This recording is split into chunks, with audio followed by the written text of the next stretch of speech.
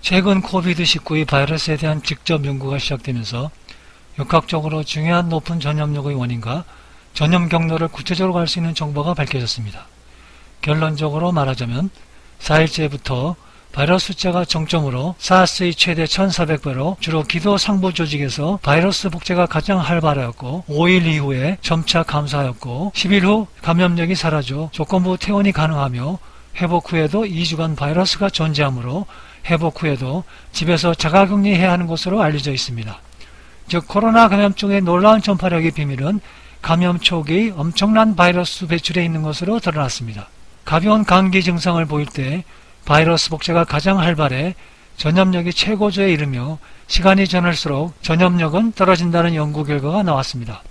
유엔 연방미생물학연구소 등 독일 연구진은 사전 출판 온라인 연구지 매드 알사이브에 지난 8일 게시한 논문에서 소수의 환자들을 대상으로 한 분석 결과 9명 중 증상이 가벼운 7명은 체내의 코로나 바이러스 농도가 감염 후 5일 이전에 정점을 찍었으며 그 수는 2003년에 유행했던 사스 환자보다 1000배 이상 많았다고 밝혔습니다. 감염 1에서 5일 사이에 면봉으로 채취한 표본들은 모두 양성 반응을 보였으며 표본 한 개당 평균 바이러스는 67만 6천 개였습니다. 바이러스가 가장 많았던 것은 감염 4일째 채취한 인후두 표본으로 한 개당 7억 1100만 개나 됐습니다. 이는 사스 최대 바이러스 검출량인 표본당 50만 개보다 1400배 많은 것입니다. 5일부터는 바이러스가 소서히 감소했습니다. 표본 한 개당 검출된 바이러스는 평균 5130개였습니다. 10일이 지난 시점에선 감염력이 사라졌습니다. 연구진은 이번 연구를 토대로 판단하면 증상 발현 후 10일이 지난 사람들은 인후두 샘플의 밀리리터당 바이러스 수가 10만 개를 밑돌 경우 자가격리를 조건으로 일찍 퇴원할 수도 있을 것이라고 말했습니다. 이는 사스와 크게 다른 점입니다. 사스에서는 상부호흡기에서 심부 폐 조직으로 확산되는 단계에서 바이러스 흘림이 절정에 이르렀습니다. 이는 감염 후 7에서 10일 사이에 해당하는 시기였습니다. 연구진은 또 인후두에서 증식이 활발한 바이러스가 검출된 것도 사스와 큰 차이점이라고 밝혔습니다. 사스에서는 이런 경우가 드물었습니다. 환자 9명 중 바이러스가 폐에 침투해 증상이 심한 두 환자에게선 바이러스의 정점이 폐렴 초기 단계인 7에서 10일 사이에 나타났습니다. 이들 바이러스 배출은 감염 10일에서 11일 사이에 정점을 찍었습니다. 연구진은 드러난 차이점을 종합해볼 때 코로나19는 사스와 달리 바이러스의 세포 수용체인 ACE2가 적은 기도 상부 조직에서 오히려 바이러스 복제가 활발하게 일어나는 것으로 보인다고 밝혔습니다. 이런 연구 결과는 코로나19가 유례없이 빠른 확산 속도를 보이는 이유를 설명해주는 연구 결과입니다. 일부 사람들이 바이러스의 전염력이 강한 이유를 바이러스가 ACE2 수용체 외에 여러 개의 수용체를 가지고 있기 때문이라고 말한 사람도 있는데 그것은 잘못된 지식의 결과입니다.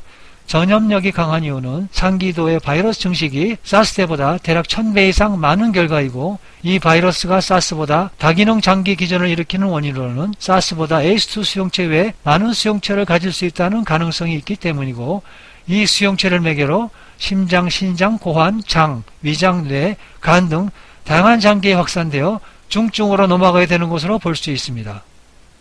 이번 연구 결과는 감염자를 가능한 한 초기에 발견해서 10일까지 철저하게 격리시킬 수 있느냐 여부가 세계 대유행까지 번진 코로나19 사태를 빨리 종식시킬 수 있는 관건이 될 것임을 시사합니다. 연구진은 면봉으로 환자의 코와 목구멍에서 점액을 채취해 바이러스 양과 상태를 분석했습니다. 또한 혈액과 소변, 대변, 그리고 침과 점액의 혼합물인 가래도 검사했습니다. 연구진은 특히 바이러스의 감염력 여부를 확인하기 위해 실험실에서 증식을 시도했습니다. 그 결과 감염 초기에 목과 코 가래에서 채취한 샘플 속의 바이러스는 증식을 했습니다. 반면 8일 이후에 채취한 샘플의 바이러스는 증식을 하지 않았습니다. 이는 감염력이 떨어졌다는 것을 가리킵니다. 그럼에도 검사에서는 여전히 양성 반응이 나왔습니다. 인터넷 매체 라이브사이언스.com은 이번 연구는 코로나19가 완치된 이후에도 바이러스가 체내에 적어도 2주 동안 존재할 수 있다는 중국의 연구 보고서를 뒷받침한다고 밝혔습니다. 수집된 혈액이나 소변, 대변 샘플에서 검출된 바이러스들도 증식력이 없었습니다. 대변의 경우 환자의 4명으로부터 감염 6일에서 12일 사이에 13개의 샘플을 채취해 분석했습니다. 중국과 세계보건기구의 이전 연구에서도 감염력 있는 바이러스가 대변에서 발견됐지만 이것이 실제로 전염을 일으켰는지는 확인되지는 않았습니다. 연구진은 이번 연구는 상대적으로 증상이 가벼운 환자를 대상으로 진행한 것이므로 확인하려면 더 많은 연구가 필요하다고 연구진은 지적했습니다. 연구진은 6일에서 12일 사이에 환자들 몸에서 항체를 발견했습니다. 이는 면역 시스템이 감염 직후부터 작동하기 시작했다는 것을 뜻합니다. 연구진은 다만 이런 빠른 면역 반응이 대부분 환자에게서 나타나는지는 알 수 없다고 덧붙였습니다. 미국 미네소타대 감염병 연구 정책센터 마이클 오스터홀름 소장은 라이브사이언스.com 인터뷰에서 이번 연구는 공중보건 측면에서 코로나19를 접근하는 데 중요한 의미가 있다고 지적했습니다. 결과를 종합해보면 사스코비2 RNA 유출의 평균 즉시간은 비인두 면봉, 가래 및 대변에서 각각 12일, 19일, 18일이었습니다. 13개의 소변과 12개의 혈장에서만 바이러스 양성이었습니다. 중증 환자에서 장기간 바이러스 육출이 관찰되었습니다. 전형적인 신종 코로나 입자는 가래에서 직접 발견할 수 있었습니다.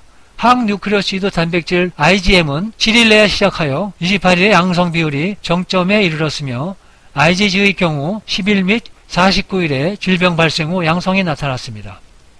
IgM과 IgG가 더 일찍 나타납니다. 이들의 역가는 중증 환자보다 유의하게 더 높았습니다. IgG에 대해 약한 반응자들은 강한 반응자들에 비해 바이러스 제거율이 상당히 높았습니다. 결론적으로 사스코비2 바이러스의 주요 유출 경로는 혈액과 소변이 아니고 비인두, 가래 및 대변이었으며 가래는 장기간 바이러스 유출이 있었습니다.